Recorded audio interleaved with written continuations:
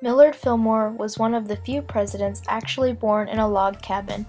He was born in Cayuga County, New York on January 7, 1800.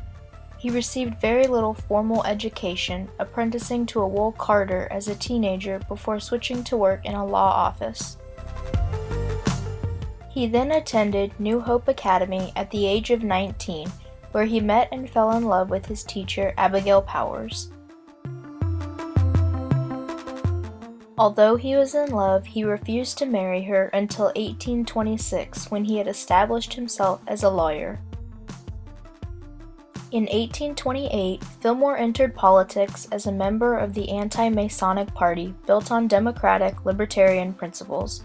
Once elected to the state assembly, Fillmore became a close ally of the powerful New York political boss Thurlow Weed in 1831. Weed led the anti-Masons into the new Whig Party in 1834. Millard Fillmore served 4 terms in Congress but declined to run for re-election after 1843.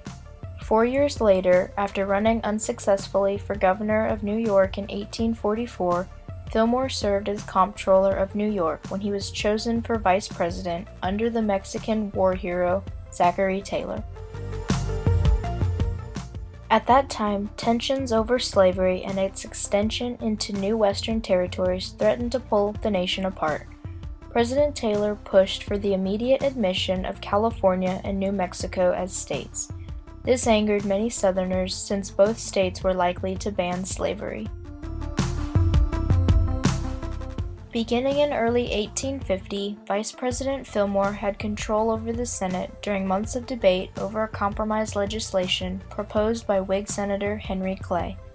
While Taylor was against Clay's bill, Fillmore privately told Taylor that if it came to a tie in the Senate, he would vote in favor of it. Congress had been in debate for 5 months when Taylor suddenly became ill after an Independence Day celebration in Washington. He died on July 9, 1850, and Fillmore became the nation's 13th president, serving in office from 1850 to 1853. Fillmore, who learned the seriousness of Taylor's condition a few hours before he died, acknowledged in his address to Congress that he had become president by a painful dispensation of divine providence. After Taylor's cabinet resigned, Fillmore appointed Daniel Webster as his Secretary of State, aligning himself with the Whigs who favored the compromise. Fillmore helped its cause by coming out publicly in its favor, calling the compromise a means of healing sectional differences. The Compromise of 1850 was put into effect that September and would define Fillmore's presidency.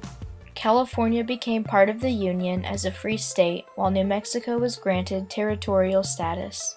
The slave trade in Washington, D.C. was abolished, while the Fugitive Slave Act put federal officers at the disposal of slave owners who were seeking their runaway slaves. Although Fillmore was personally opposed to slavery, he was unwilling to touch it in states where it already existed in order to preserve the Union. Over the next few years, he continued to allow the use of federal force in returning runaway slaves to their owners, furthering the frustrations of Northern abolitionists. Fillmore also focused on encouraging America's expanding economy during his presidency. He favored federal support for the building of a transcontinental railroad and restored diplomatic relations with Mexico and urged trade with Japan. He was also the first president to have running water in the White House. Regardless of his presidential campaign, using the slogan, "Americans must rule America," in 1852, the Whigs denied Fillmore their presidential nomination in favor of Winfield Scott, who lost to Democrat Franklin Pierce in the general election. As violence broke out in Kansas and Nebraska, the Whig Party began to disintegrate, and it became evident that the compromise was only a temporary truce. In 1856, after refusing to join the Republican Party, he accepted the presidential nomination of the Know-Nothing Party. After finishing third behind Democrat James Buchanan and Republican John C. Fremont, Fillmore retired from politics. His wife Abigail had died during the summer of 1853, and in 1858 he married a wealthy widow, Caroline McIntosh. Fillmore opposed Abraham Lincoln's policies throughout the Civil War, supporting Lincoln's rival candidate George McClellan in 1864. Fillmore died on March 8, 1874, from the effects of a stroke. As he lay dying, he gave us this quote, "May God save the country, for it is evident that the people will not." Some would say that Fillmore was a horrible president for allowing the continuation of slavery, but what was admirable about him was that he was able to put aside his personal feelings and make decisions based on what he thought was right for the nation. This showed that he was both bold and smart. Although Fillmore is known mostly for being a bad president due to slavery issues, Americans should respect him for the things that he had done to help the nation, such as furthering trade and diplomatic relations with both Mexico and Japan.